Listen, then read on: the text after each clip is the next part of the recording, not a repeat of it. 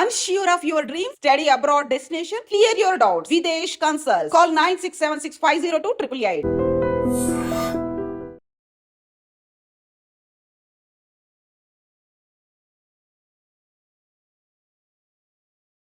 ఉపాధి కోసం దుబాయ్ వెళ్ళినటువంటి ఆ వ్యక్తి ఇప్పుడు అనుకోని పరిస్థితుల్లో ఒక సమస్యలో చిక్కుకుని చాలా నరకయాతన అనుభవిస్తున్నానంటూ చెప్పుకుంటూ కన్నీళ్లు పెట్టుకుంటూ ఒక వీడియోనైతే సోషల్ మీడియాలో పోస్ట్ చేశారు. ఇప్పుడు ఆ వీడియో నెటిజన్ల కంట కూడా కన్నీరు తెప్పిస్తోంది. మరొక వైపు అతనికి తక్షణమే ప్రభుత్వం సాయం అందించి సొంతూరుకి చేర్చాలంటూ కూడా నెటిజన్లు పెద్ద ఎత్తున కోరుతున్నారు.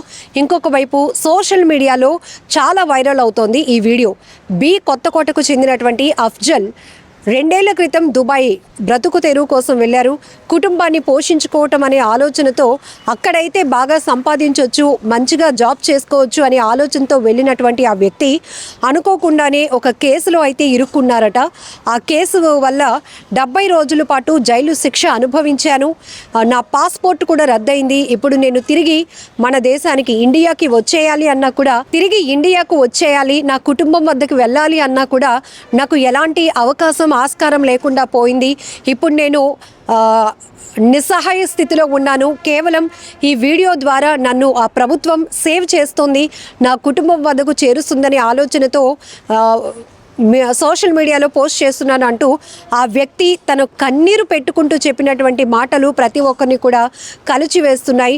ఇతను 2 ఏళ్ల క్రితం దుబాయ్కి అయితే వెళ్ళారు, అనుకోకుండా ఒక కేసులోనైతే ఇరుక్కున్నాను అని ఆయన మాటల్లో చెప్తున్నారు. దానివల్ల 70 రోజుల పాటు జైల్లోనే ఉన్నాను, చాలా స్ట్రగుల్స్ ఫేస్ చేశాను, నరక యాతన అనుభవించాను, ఇటు అక్కడ ఉండలేక ఇండియాకి తిరిగి రాలేక, అలాగనే కుటుంబం పెద్ద దిక్కును కాస్త దూరం అయిపోయినటువంటి పరిస్థితి కూడా ఇక్కడ ఉంది. ఎందుకంటే మా నాన్న దుబాయ్లో పనిచేస్తున్నాడు అని పిల్లలు చెప్పుకుంటూ ఉంటారు, మా హస్బెండ్ దుబాయ్లో ఉన్నారు వచ్చేస్తారు అనే ఆనందం కావచ్చు, ఒక హోప్లో వాళ్ళు ఉంటారు. కానీ అలాంటిది ఇప్పుడు ఒక దురదృష్టవశాత్తు తను ఇరుక్కున్నటువంటి కేసు వల్ల పూర్తిగా తమ డ్రీమ్స్ అన్నీ కూడా చెల్లాచెదురైపోయాయి. ఇక్కడ నేను ఉండలేనటువంటి పరిస్థితి నెలకొంది, ఎటు రాలేకపోతున్నాను, నాకు ఇక్కడ హెల్ప్ చేసే వాళ్ళు కూడా కనిపించడం లేదు అంటూ ఆ వ్యక్తి సోషల్ మీడియానే తన సొల్యూషన్గా వాడుకున్నటువంటి పరిస్థితి ఉంది. ప్రభుత్వం నన్ను ఆదుకోవాలి, నా కుటుంబం వద్దకు నన్ను చేర్చాలి అంటూ ఆయన కన్నీళ్లు పెట్టుకుంటూ వేడుకుంటున్నారు. మరొక వైపు ఈ వ్యక్తి తన సొంత నియోజకవర్గమైన అన్నమయ్య జిల్లాలో తన ఓన్ కాన్స్టిట్యున్సీలో కూడా చాలా సర్వీస్ కార్యక్రమాలు, చాలా సోషల్ యాక్టివిటీస్ చేశారు, చాలా సర్వీస్ చేశారు, చాలా సేవా కార్యక్రమాలు చేసినటువంటి వ్యక్తి ఇప్పుడు నిస్సహాయ స్థితిలోనికి వెళ్ళిపోయారు అంటూ కొంతమంది నెటిజన్లు కూడా, ఆ ఊరికి సంబంధించిన వాళ్ళు కూడా, అతనికి సంబంధించిన వాళ్ళు కూడా కామెంట్ చేస్తున్నారు.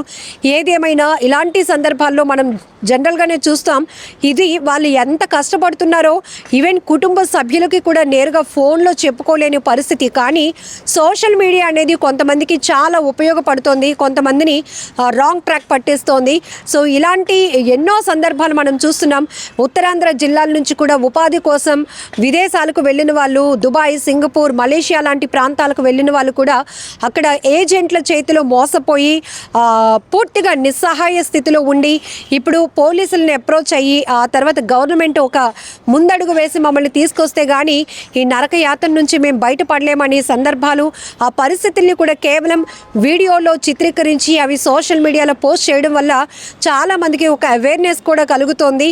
సో అంత ఈజీ కాదు, విదేశాల్లో మనం మనుగడ సాధించాలి అన్నా కూడా అక్కడ ఎలాంటి పరిస్థితులు ఫేస్ చేయాల్సి ఉంటుంది.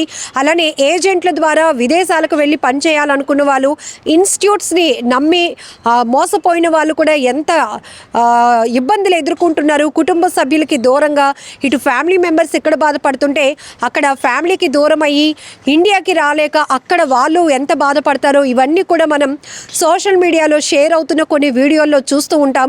పోలీసులు కూడా దీనిపైన మంచి ఇనిషియేషన్ తీసుకొని వాళ్ళని ఎలాగైనా ఇండియాకి రప్పించడానికి ఇండియన్ ఎంబసీతో కూడా మాట్లాడడం, చర్యలు తీసుకోవటం, ఈవెన్ కొన్ని సందర్భాల్లో మంత్రులు కూడా ఇండియన్ ఎంబసీ అప్రోచ్ అవ్వటం, ఇవన్నీ కూడా చూసినప్పుడు ఇందులో ఎవరైతే మోసం చేయాలనుకుంటారో వాళ్ళు జైలు పాలకు వెళ్తారు. ఇలా ఇబ్బందుల్లో నరక యాతన అనుభవించిన వాళ్ళు సేఫ్ అండ్ సెక్యూర్డ్గా మళ్ళీ వాళ్ళ ఫ్యామిలీ దగ్గరికి వెళ్ళటం, ఇవన్నీ చూస్తూ ఉంటాం. సో ఇక్కడ అఫ్జల్ గారికి కూడా ఖచ్చితమైన న్యాయం జరగాలని మనం కూడా మనస్ఫూర్తిగా కోరుకుందాం. సో ఈ వీడియో చూసినాక మీకేమనిపిస్తోంది? మీ అభిప్రాయాన్ని కామెంట్ బాక్స్లో మెన్షన్ చేయండి. జీవనోపాధి కోసం 2 ఏళ్ల క్రితం దుబాయ్ వచ్చాను. దురదృష్టవశాత్తు ఒక కేసు ఎక్కిపోయానండి. నమ్మిన వాళ్ళు మోసం చేసి నా డబ్బులు తీసుకొని కెనడా పారిపోయారు. రిప్లై కూడా ఇవ్వడం లేదు. ఇక్కడ గవర్నమెంట్ నా పైన కేసు కట్టింది. 72 రోజులు శిక్ష అనుభవించి బయటకు వచ్చాను. బెయిల్ మీద తిరుగుతున్నాను. బయటకు వెళ్ళలేని పరిస్థితి. బయటకు వెళితే మళ్ళీ లోపలికి వేస్తారు. ఏ పని చేయలేని పరిస్థితి.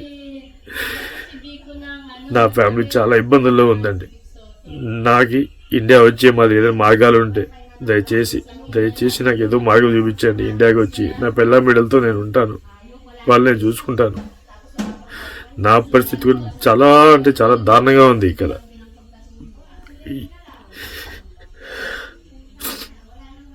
నాకంటూ ఇలాంటి రోజు వస్తుందని అసలు ఎక్స్పెక్ట్ చేయలేదు.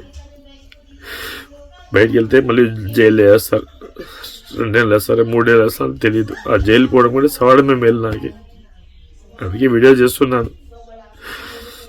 దయచేసి ఇండియాకి వచ్చే మాదిరి ఏదైనా దారి చూపించండి అండి. ప్లీజ్.